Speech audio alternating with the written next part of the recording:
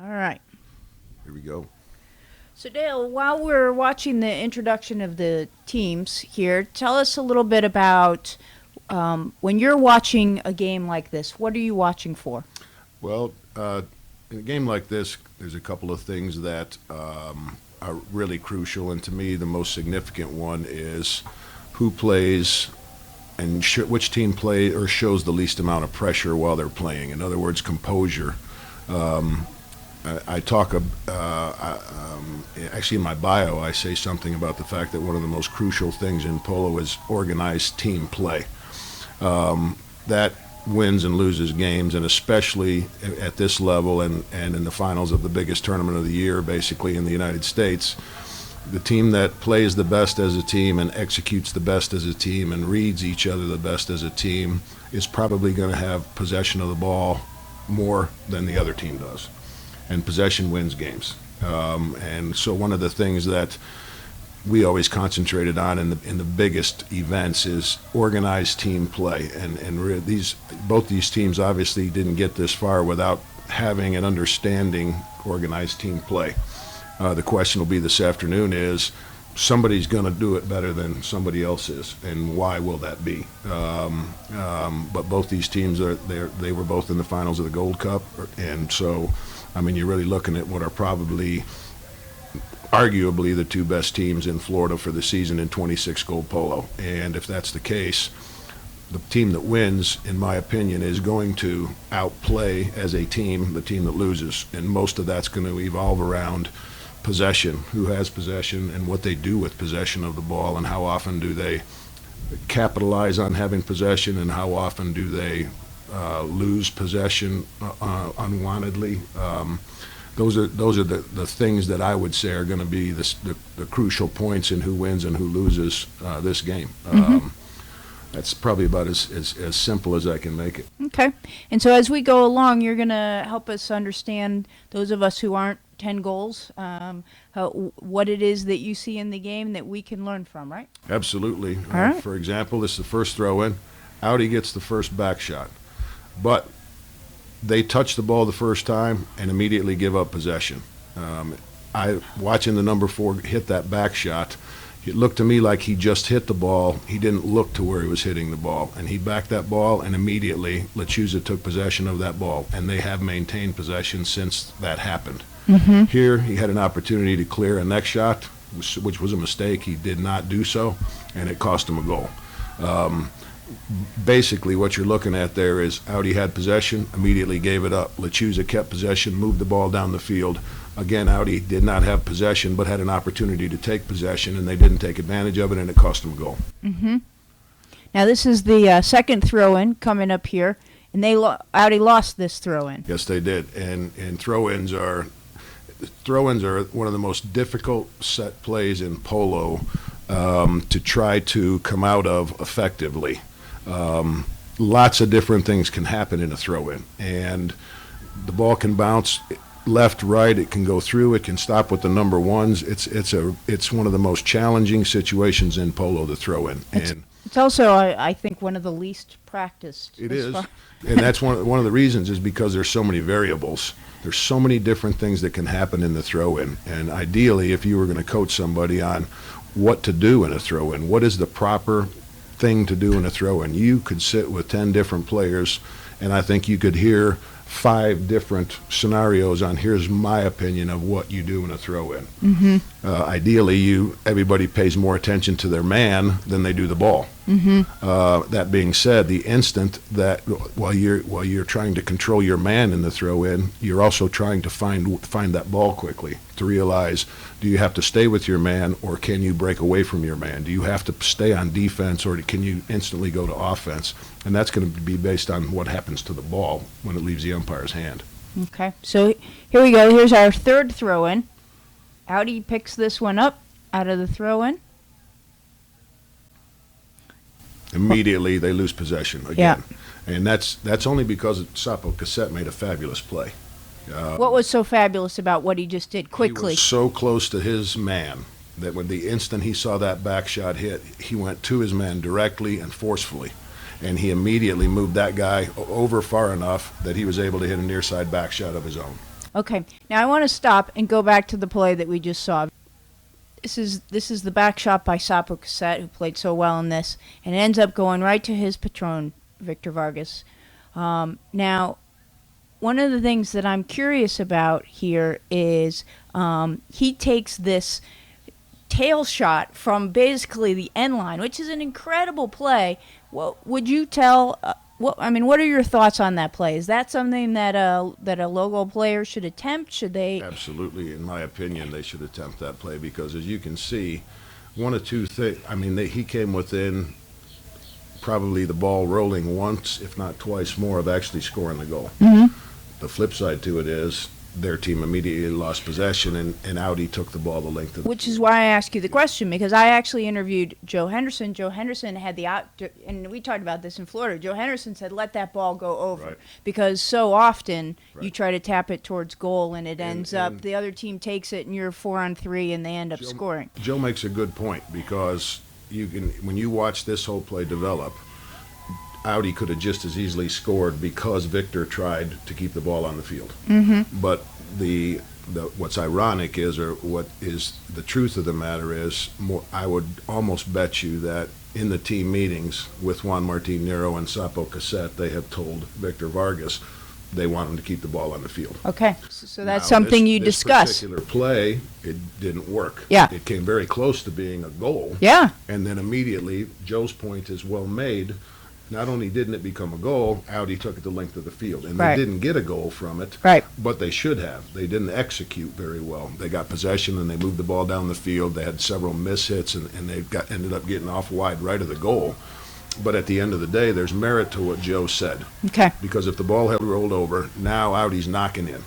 Right. Okay, and I've talked about this before. The knock-in is challenging. It's Yeah. challenging to move the ball down the field on a knock-in. But I would, like I said, I've been in this situation enough times that in this level of polo, more times than not, you would tell your patron to try to keep the ball on the field. And Okay. you would, as he's going to that ball, as his teammates, you are going to anticipate the fact that he's trying to keep the ball on the field, and what do you need to do to get into position based on the fact that he might. Yes. Okay, so kind of the key there, I think, is for us to take away is that's something that you should discuss in your team meetings No before question.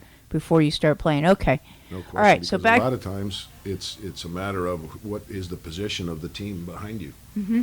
For example, if you're the number one and you're going to goal and you miss hit a ball and it's going to go wide, well, where is everybody behind you? You don't know. Yeah. What if I'm the next person Right. and I'm on your team? Right. Oh God, please, I want you to leave the ball on the field.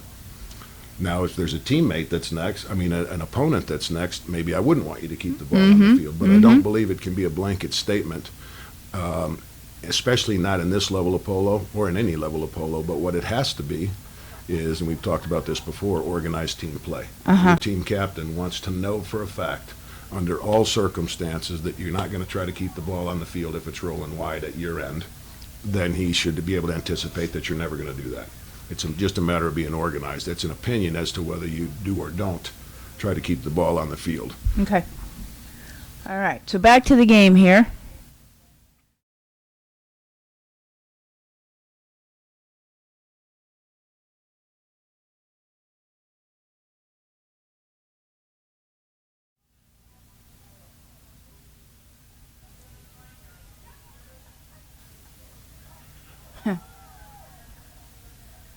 That was kind of a fun shot. Yeah. That's the fun of watching these guys play, is they're just Indeed. so amazing.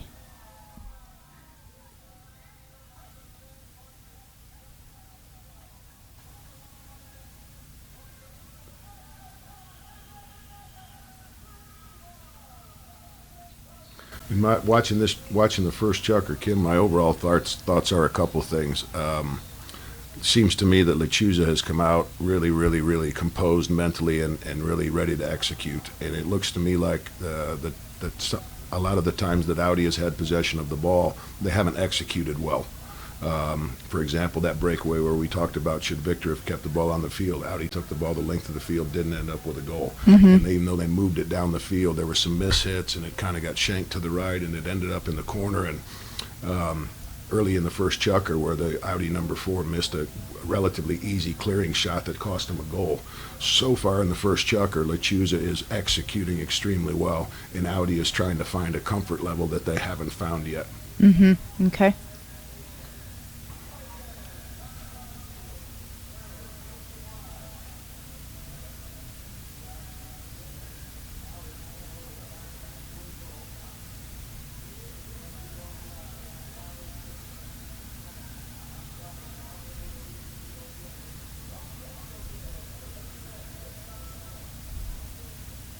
One of the things that I notice watching this year, and I'm sure it's just because I was paying attention, but the game seems to have changed considerably in recent years, where it's not just your classic 1, 2, 3, 4 in a line going up the field. There's lots more where the 3 and the 4 are coming up and then going back, and it's a lot more of a mix and match. It's definitely at the high goal level. What about the low goal level? Is that appropriate? Is that what? I think, again, I'll go back to this a lot during our time together, and that's organized team play. And I can tell you that in high goal polo, you're probably more likely to see the number 3 up at number 1, the number 2 back at number 4. You're more times than not, more often than you will in low goal polo, you will see different players in different positions. To me, in low goal polo and medium goal polo, that is a challenging thing to accomplish, because number one, it's harder in that level of polo to learn what your position is and what your responsibility is, and number two, when you get out of it, how to get back into it. Mm-hmm. So I would think if I was a team captain on a lower goal team or a medium goal team, one of the things that I would want is everybody to stay in their position. Part of staying in your position, so you might ask, what does that mean? Most of the time it means if you're playing number 1, your opponent is the number 4. So if your team doesn't have possession of the ball, you need to be close to the opposing number 4. Mm-hmm. The same is true of the number 2. If your team doesn't have possession, where's your man? Mm-hmm. And get your man. Mm-hmm. The only time you don't worry about your man and being in position to take your man is when your team has possession of the ball. The best way to get organized in polo mentally is when you don't have possession of the ball, you should be with your man. Mm-hmm. When your team gets possession of the ball, trying to get away from your man so that you can potentially be an offensive target. Let me ask you a question. Is that true? Is there an exception there for the 4? Should the 4 be almost always kind of thinking about defense and who might come through? And I don't necessarily feel that way. Okay. Yes, the number 4 is really responsible for closing the door. In the history of polo, in polo today, the number 4 is supposed to be the one responsible for keeping the back door closed. That doesn't always mean by sitting back there without a man and never becoming involved in the offense. Okay. There are, as you move up a little bit, and even in low goal polo, depending on the caliber of the players, there will be a lot of interchanging between the 3 and the 4.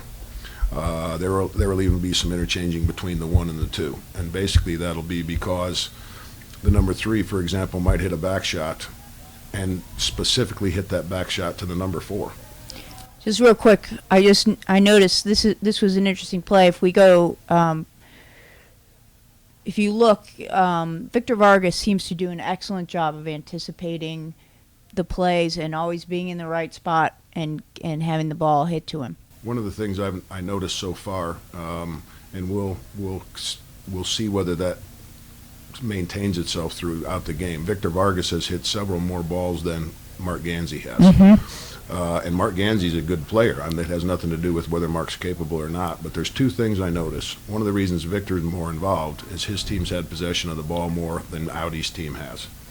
Number 1. Number 2, you really don't see Victor running alongside the play very often. He's either in front of his men, in the middle of his men, or behind his men in a straight line. And I've noticed on a couple of plays where I see Mark Ganzi is running parallel to the play. He's trying to get either in front or maybe not knowing that he should fall in behind. But when you run parallel to the play, one of the sayings that we had back when I played was, you got the best seat in the house. Yes. And you're right there watching that game, but you are not involved in that game because you're not in line with the rest of the players. Does that make sense? Yeah, absolutely. You It does. can't get engaged from being parallel to the play. When we were in Florida, you said that in our Chalk Talk, and I would encourage people to go watch those Chalk Talks. I know we've got a couple of them up on the site now, and you know, you said that you've got to be either in front of the ball or behind the ball. Otherwise you're really not doing any good. And I think that's another really easy way to organize your thought patterns. Yep, It helped me a lot when you said it. It's the only way to get engaged in the play. Mm-hmm. And maybe you'll find yourself too far forward or too far back, but you'll rarely find yourself sitting outside of a play and not having the ability to get engaged. You're not, because you're parallel with the line instead of in front of or behind it, if Yeah. that makes sense. And we But you don't- have to be kind of on it. Yeah, and we don't want to pick on Mark here, but if No, you not see at all. an example of that that you can point out, I think that would be helpful to people as we go along. Not only don't I don't want to pick on Mark. To me, it's the team captain's responsibility to recognize early in the finals of a match like the U.S. Open that, wait a second, what's Mark doing? Yes. And is he? Do I need to coach him? Do I need to tell him, Mark, you're parallel to the play too often. Get in front or get behind, but get on the line. Because Mark's going to be the last guy to recognize why he's not engaged. Right. Does that make sense? Yes. The 10-goal player should recognize the 5-goal player in the 12-goal. The 3-goal player in the 8-goal should recognize, wow, wait a second here. I'm not getting anything out of my Patron, and my Patron's got decent horses, and he's a good hitter, but he's not really involved in the play. Why is that? Right. And it's in this particular case, it's because it's much harder to try to figure out whether to get in front or get behind when your team doesn't have possession of the ball. And this is a fast game. Those of you watching the tape, I wasn't physically there to know whether it was one of the faster opens or not, but I can tell you to watch it on DVD. Things happen so fast. It's hard to recognize whether you should go forward or go back if your team doesn't have possession of the ball a lot. I mean, when your team has possession of the ball, it's very easy to decide as a number 1 or as the number 4 what you're going to do. Yes. Or what you should do, what your next move should be, because your number 3 has possession or your number 2 has possession. When you don't have possession of the ball, it's very challenging, especially for the number 1 and the number 4 to figure out, what do I do now? The ball's not going to come to number 1 because we don't have possession.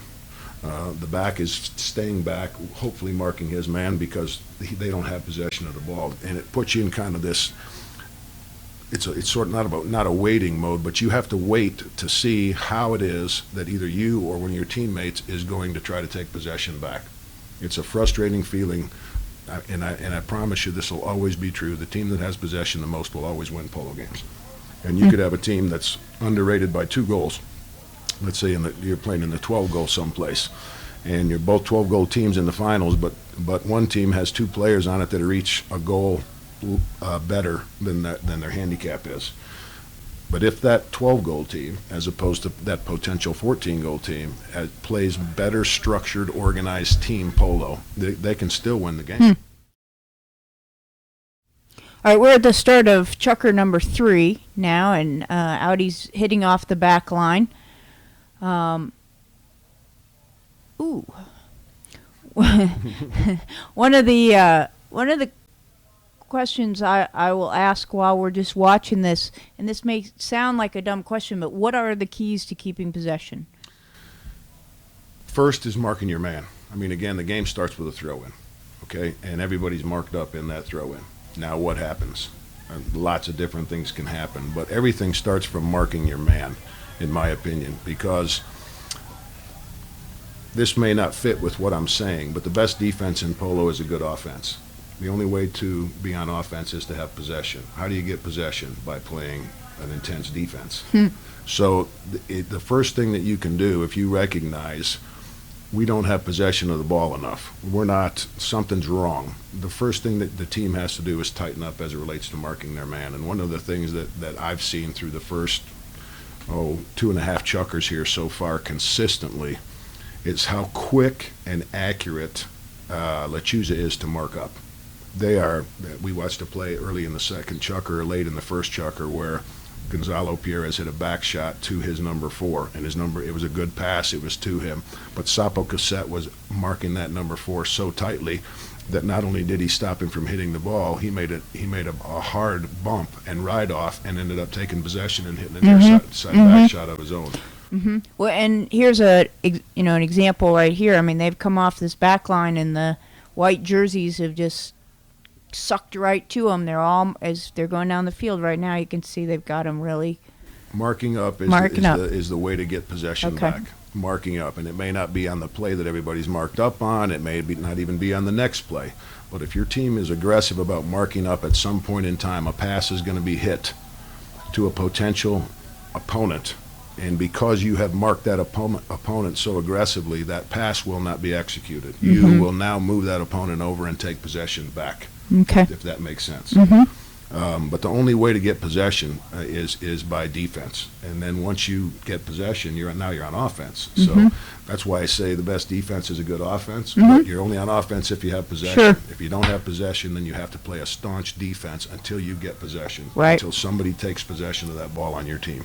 Well, it's a little bit like if I hate to use a basketball analogy because not everybody watches basketball, but when you play defense and you're able to get a stop and take the ball away, generally more good things happen on offense than after you get the ball because the other team has scored. I can tell you how right you are about that, and ironically enough, you ask Mike Azzaro sometime what he and I used to do to prepare for tournament polo games and what we used to watch and talk about in our team meetings, and it was basketball. Really? Professional basketball, because there's so many of the tactical moves on a basketball field are similar to the moves on a polo field. The pick plays, the short passes, do I keep it, a long pass, do I shoot to score, do I pass it off?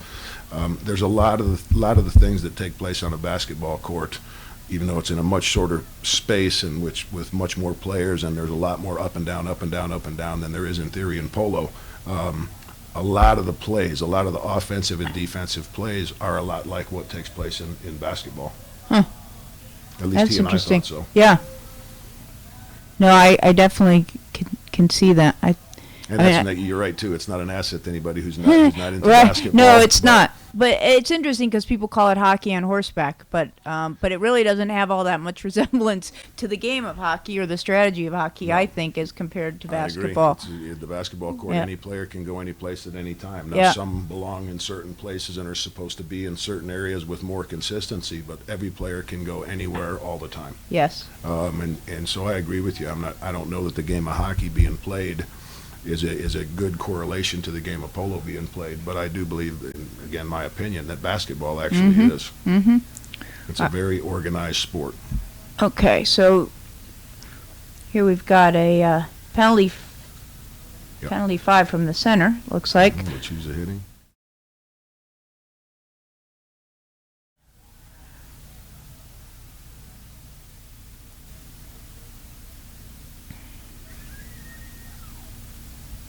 That's interesting. They've got CASET taking their penalty, who's the 2. Typically, you would see the 4 take that, but and he makes it. Which is, I guess, why he was taking that shot. That was planned right out of the gate, huh? Ironically enough, there's not really a way to stop that from happening, except in this case, he did tap the ball forward once and then shoot. Evidently, whoever was marking him wasn't very close. Yeah. Because once he tapped the ball, even though you're 30 yards away, you can move in. Now, in theory, if you move in and mark up properly, he does not have a direct shot to the goal. And he basically tapped it forward, teed it up, and scored. Right. That means nobody was in his direct line of sight or flight for the ball. Sure. I think that you'll see, and I've seen it here on a few occasions in the first half, and when the people who just watch this tape will see that very, very rarely, at least this far in the game, have you seen Lechuza. I really want to talk about that. Okay, well, let's go back to that play here real quick. Okay. All right? You can't do that. And that's not necessarily a play that you could go over during a team meeting and say, hey, listen, if you're standing on the end line by yourself, and the ball comes rolling to you, don't hit it. Yep. See what I mean? Look at it. He's got 2 guys. His own 2 guys are in front of him. I mean, there was absolutely no reason for that player, regardless of his or her handicap, to not attempt to make the play. My question is, given the fact that he's in theory playing number one, should he have been back there in the first place? No. He was on the wrong end of the field, though, wasn't he? If they In theory. if they had taken the ball back and someone theory. had hit it up, so Yes, that in would have theory been it's my true. question. Now, yes, if he hadn't even been there, the ball would have rolled out a play out. He would have been guaranteed I mean, the possession. 4, it's different. You expect Right. the 4 to be there, but maybe not the 1 so much. Okay. Well, it's part of what we talked about at the beginning of the game. What we're going to see that will win and or lose this game. And again, in theory, you got the two best teams of the season in 26 gold polo playing against them. So again, in the finals of the Open. So there isn't any doubt that they have consistently found a way to play organized team polo Yes. throughout the season against all the other teams. But today you're going to see who does it better, and for what reason do they do it better? Why? What is it? It's execution so far, basically. It's some of the things that we've talked about in the first 3 chukkers here. The fact that Mark is not as engaged in the play as he's capable of being, because he's aggressive and he's mounted well, and he's a pretty good hitter. But unless you're engaged, I mean, See, this play there's here, a he's perfect driving example alongside right the play. there. Yeah, you just saw a perfect example of what you were pointing out earlier, which was Yep. Mark moving down the side of the play. And Lateral. God love him, you know he wants to be doing something. I mean, that guy he's as feisty as they come, and he's a disciplined guy. But he can't get involved based on where he is on that particular play. Yes. And again, if I'm at halftime and I'm team captain, I have hopefully recognized, hey, Mark, you can't go to 1 and stay at 1. Find the back, stay with the back. The best thing that you can do as a player in any level of polo, when you're having trouble figuring out where you should be and where you should go mark your man. Go get with your man. Because as long as you're with your man, you can really never be out of play. Wrong, yes. You can't be wrong when you're with your man unless you didn't see that something took place and they needed you to break away and get away from your man and be open. But that isn't lethal to a polo team. Staying with a man too long isn't lethal to a polo team. What is lethal to a polo team at any level is not marking up, Okay. and not marking up quickly and aggressively. So Yeah. my advice to any player at any level, when they're trying to figure out, they're out on the field and things are happening fast, and God Almighty, I don't know what I don't know. I'm not in the play. I don't know what I'm doing. Go find your man. If you're playing number 1, then go find the number 4. If you're playing number 4, then go find the number 1. And more times than not, a player that's not sure where they're going to be or where to be is going to be in the number 1 or number 4 position. Right. You should have some playmakers at 2 and 3, and they should have some idea of what's right and what's wrong. And I don't care if it's 4 goal or 40 goal.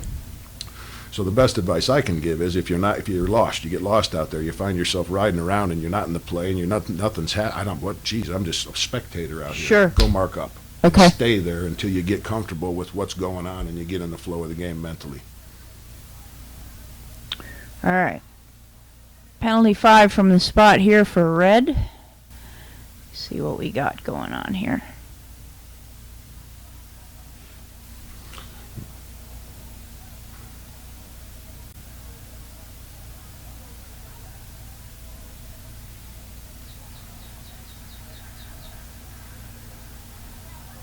It's quite a tail shot from the corner there. Yes, it was.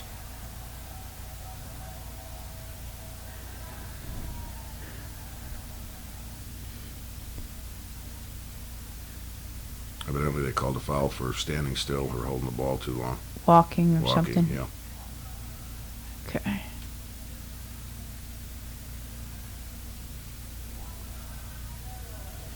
Again, to So me, again- that's a good example of we just watched Juan Martin hit that ball, okay? And he wasn't marked when he hit it. And he hit it, and then Victor missed it, but who's next? Sapo. Right. We are not marking up here quick enough. We are not anticipating what's going to happen. When I say we, I mean Audi. We're not anticipating. They're reacting to things as opposed to acting, and that evidently hadn't been the case most of the season. They didn't get as far Sure. as they got by doing that. But Well- in this game today, there's some reacting as opposed to acting. Yeah, and the thing I noticed when he hit that up, I'm not sure who that was out front, whether it was, they've got a lot of white helmets on that team, but whoever was out front there, the man marking them was a good, Yep. 5-8 yards behind him. Yep, they're spending a little too much time watching, and of course that's lethal in polo. You can't if you want to watch you got to be with a man. Uh-huh. You Okay. can watch the game and be with a man, and you can look at the game and figure out, should I go forward, should I go back, what should I do, as long as you're with a man. Uh-huh. But you can't watch the game if you're not with a man, because then you're not part of the offense, you're not part of the defense, you're watching things happen, but you're not involved. Mm-hmm. And even away from the play itself, being involved means being with your man. Mm-hmm. Again, I can't say more strongly or stress that enough that's the safest thing you can do in polo when you're trying to figure out what to do. Get with a man, and now take a look around. Yes. And now you when you're looking around without a man, that could be lethal to your team. When you have your man, you can feel a man when you have him on your hip. You don't have to be looking at him. Mm-hmm. You have to look at him to go and get there. Now, once you're there, you can feel them, whether they're on your left side, your right side. You know that they're there. Now it's time to look around because you know where your opponent is. Now you can look around and decide, ooh, do I need to go help my team? Ooh, do I need to play defense? Because you know you are with a man. When you're not with a man and you're looking around, that can be, again, that's kind of a lethal situation under most circumstances, and I think in most levels of polo as well. You know, one of the things that Sunny Hale said, as she said it to me when we were playing, and she said it on one of our tapes as well, is another thing is if you're having a hard time and you feel like you're slow, chances are it's because you're watching the ball. That's an excellent point. It's an excellent point. I love the way she put it, and that's something that happens. People get caught up in that. They think by watching the ball they can figure out what's going on and where they should go and what they should do, and that is absolutely not true. Yeah. Once you're with a man, now you can see where is the ball going, who has it, and where is it potentially going. But if you're just watching the ball, that's a good point. That's a very good point. And given that I find myself being slow to a lot of plays, that was pretty relevant advice for me. Stop watching the ball.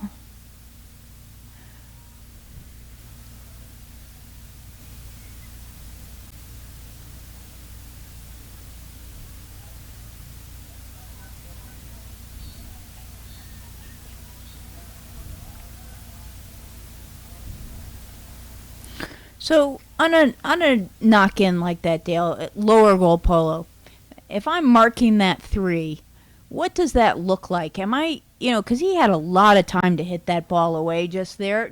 Am I coming at him? I'm facing the wrong direction if I do that. But the play that you're talking about is his opponent was not close enough to him. He gave him the opportunity to maneuver, bring the ball in, maneuver to his left, position himself properly to hit the ball down the field, and let him hit the ball down the field. That's not enough pressure. But what's happening is things aren't going well in this game. And so now we're starting to play defensive polo. We're becoming more caught up in making sure that we don't let Lechuza get away. What I mean is if that number 4 had gone in and attacked Juan Martin Nero on that knock-in, and Juan Martin would have gotten by him, blown past him. God, Right, now it's right, 4 right. against 3. Well, I can't do that. Right. I just got to try to make him get rid of the ball. And they're starting to take on. You can, at least from my perspective, having been there and on both sides of the ball in this respect, they're starting to take on, especially him. He's starting to play defensively. He's not playing. He hasn't played as aggressively in the game so far as I understand that he played most of the season. I mean, I heard several players talk about the fact that he played several games where he played 9 goals. Oh, he was incredible. Yeah. This isn't one of those. No, games. it wasn't. And I again, looking so far, we've got a couple of chukkers to go, but again, based on my experience, I can tell you already, I heard people talking about Nico Pierres playing 8 and 9 goals. Not today. And it's not because he didn't want to, or he probably wasn't prepared to. It's for none of those reasons. It just isn't happening. That composure isn't there. The Lechuza is playing with such truly organized offense and defense. I mean, their horses are, in my opinion, a little sharper. One of the things I had talked to you about previously was, I don't know if it had anything to do with the fact that Audi played their semifinals on Wednesday and Lechuza played their semifinals on Thursday.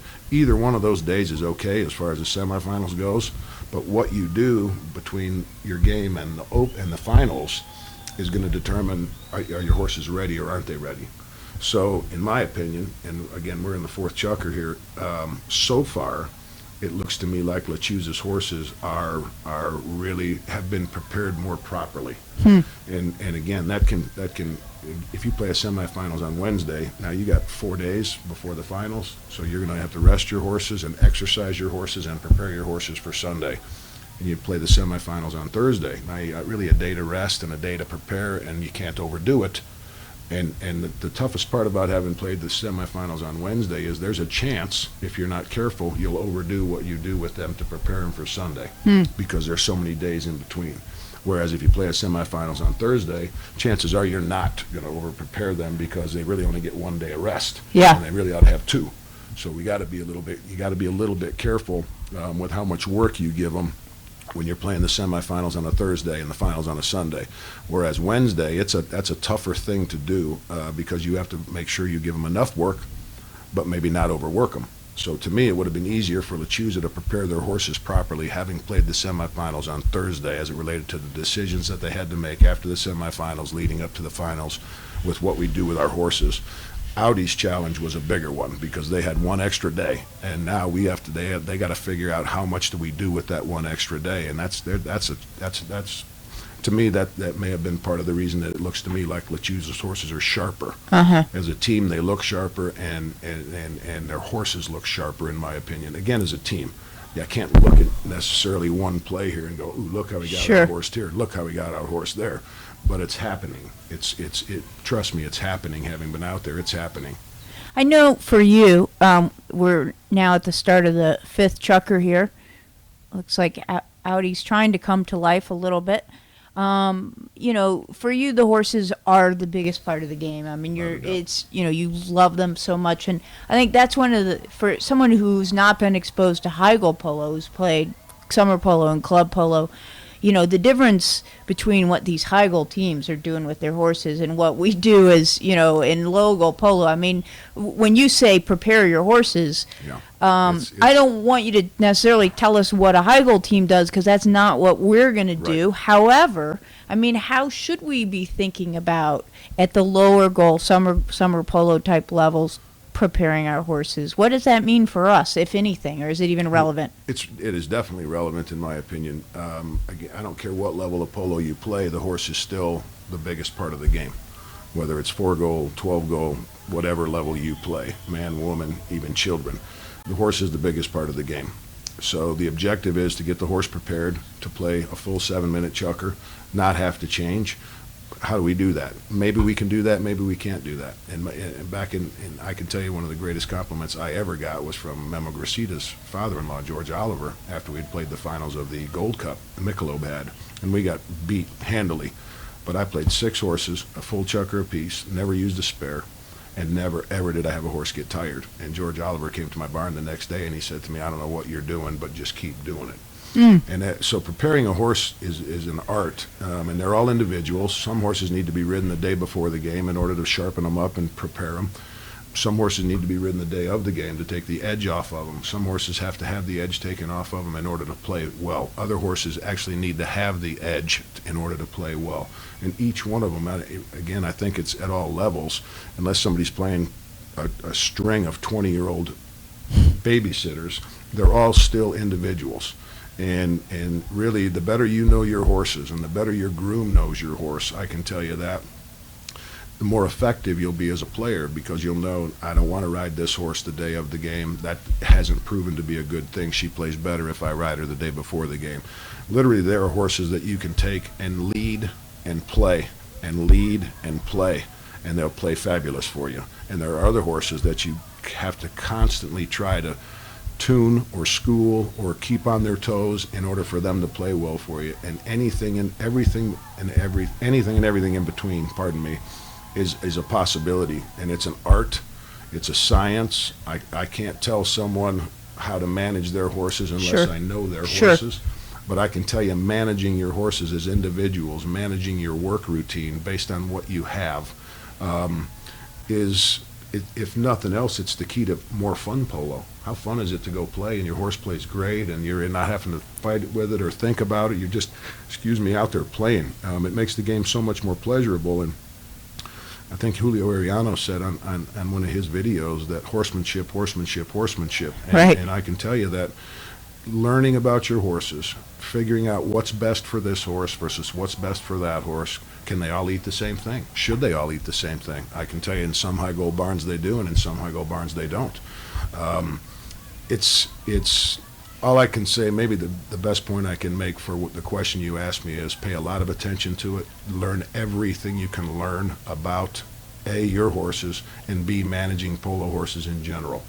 And I hope to stimulate a lot of questions by that statement on polo skills, because that's a discussion that should take place player by player. In other words, a team that's, let's say you're playing logo polo at a club in Dallas someplace, and you got questions about how to manage your string. You got a groom, and you're not really sure whether the groom is giving you good advice. You're not really sure what you should be doing. You need to try to engage yourself with Owen Reinhardt, with Julio Ariano, with Luis Escobar, Sonny Hale, myself, Brandon Phillips, someone, and tell them a little bit about your string. I've got a mare that's this old and plays in this bridle, and she plays like this, and she does that. And let us ask you questions about it, and we can probably help you. Even though we're not there, we can probably help you if you'll give us some information.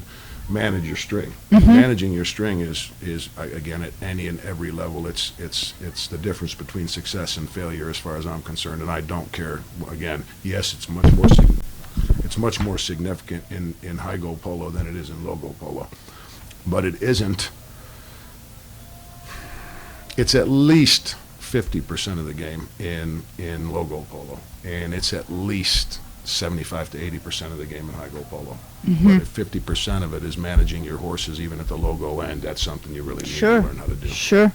Well, and we're just here. I think they've hit this over the end line here. But yeah, here we go. There, Lechuza's going to bring it in. But you know, that's one of the things. I'm so glad that you brought that up, because it's one of the things that I don't think people have really grasped yet, and we're going to really try to emphasize that, you know, there are contributors like you who have been so generous in saying, you know, we will answer these questions, and you need only pose them to get, you know, to learn the game from those who play it best or have played it best. And I encourage everyone to take Dale up on his offer. And he's not the only one. You know, others will answer your questions as well. So it's not just a place to come and watch videos and learn from those videos, but also to interact with what the Polo Times called a mouth-watering stable of contributors. Well, and again, I wholeheartedly believe that there isn't a question that a polo player could ask to anyone on PoloSkilz that they chose to ask, and not either get an answer from that person or have that person get them to the person who can answer that question for them. And that's I want everybody to understand that as well. The reason I'm so enthusiastic about PoloSkilz is it's a place to go to get information from people who have a lot of information. Yes. And it's not a matter of trusting their information. Look who they are. Yeah, okay, that's part's right. over. Don't have to worry about trust. But I really would like to pick their brain. Well, pick it. Yeah. Go to PoloSkilz and pick their brain. Yeah. And I mean, as you've said, so, and I agree wholeheartedly, you'll put these people directly in contact with these individuals if they need it and want it. I mean, you ask the question, you're going to get the answer. And it's just an amazing tool. And that's a little bit of my job too. You know, I mean, if you want to ask Julio Ariano a question and he's right before the finals of, you know, something, you know, I may route your question somewhere else because Julio just can't do it right that very moment, or whomever, but we're going to get you the answer from someone who is absolutely more than qualified to answer it. Well, I can tell you one of the other things about even high goal players, and maybe even especially high goal players, I don't know if it's different or not, but we love to talk about polo. Sure. Love to talk about polo, and I love to talk about the aspects of polo and the theories of polo and the horses, the true athletes, the true warriors. We love to talk about it. So yeah, there's times that you're going to ask someone a question. Sonny Hale might be in the middle of the Women's Open this summer, or Julio Ariano might be in the finals of a 20-8. There's no telling, and so you may not get an instant response. But if the question needs and deserves an instant response, maybe it can come from a different contributor up until you can get to the contributor that you were trying to get to in the first place. Yep. One of the things I've noticed here, we haven't talked about the game much here in the last minute or two, but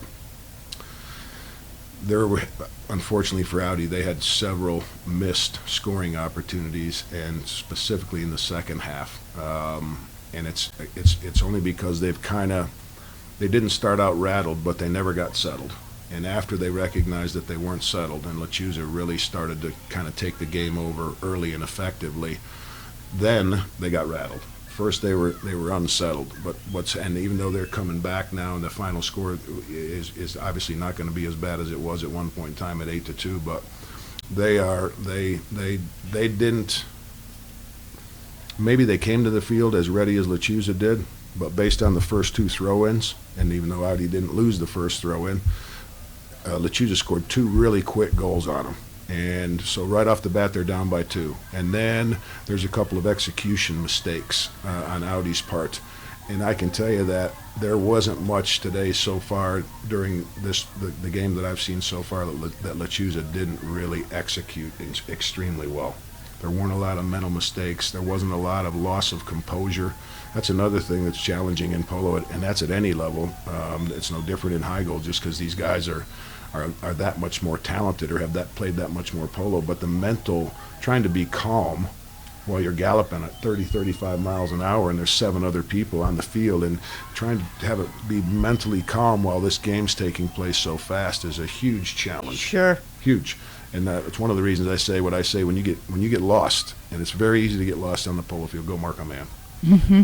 And once you're marked up now, take a look around and see what's happening and see if you can't figure out what to do from there. But every single time that you get lost on the field and you're not sure what to do and nobody on your team is talking to you at that particular moment, go mark up.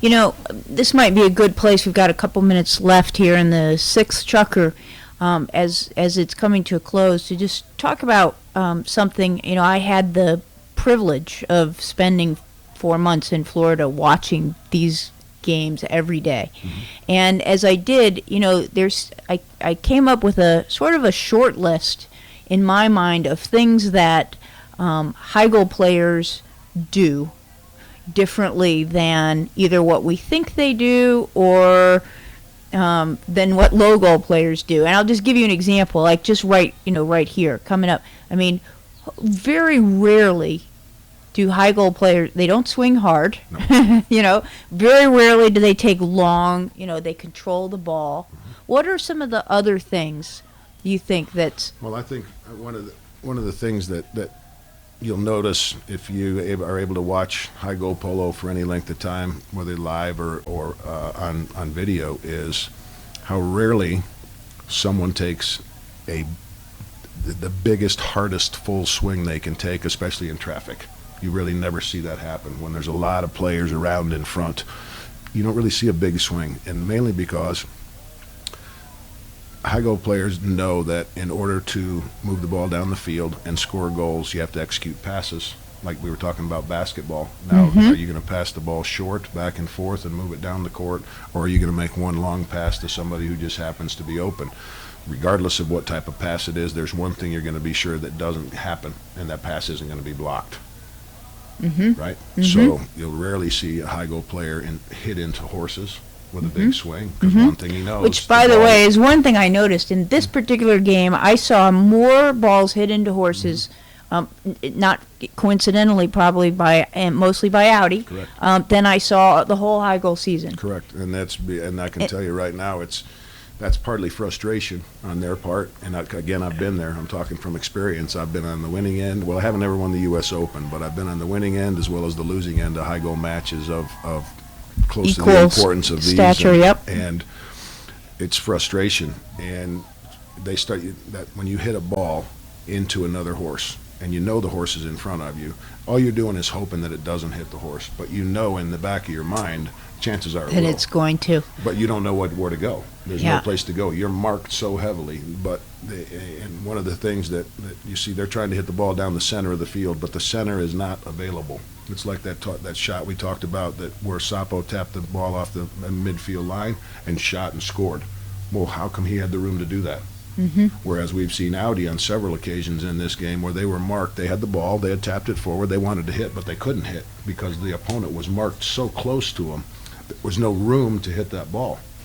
And they're better off hitting to abstract places than they are hitting into another horse. Yes. And you'll see, I think you'll see in high goal polo, if you watch it enough, you'll see that a team will take the ball into a dead corner, even though they didn't want to. Sure. But if that's what they have to do to keep possession, Hitting and into try a to hole organize- somewhere. but Yeah. taking it, keep possession, get off on the side, see what develops. Yeah. But before you hit it into another horse, and now it's a free for all. Mhm. No one knows for sure what's going to happen.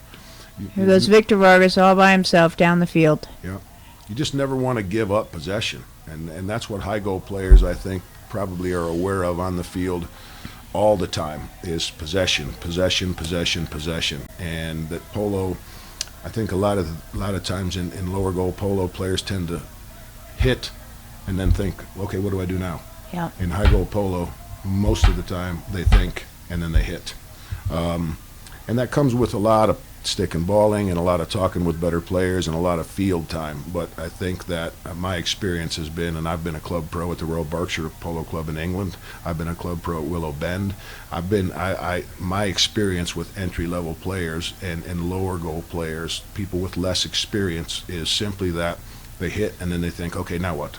And in high goal polo, it's always, okay, what am I going to do with the ball? What do I do to go get the ball? But it's always thinking about, you're always thinking before you do something with the ball in high goal polo, as opposed to doing something with the ball and then trying to figure out what we do now.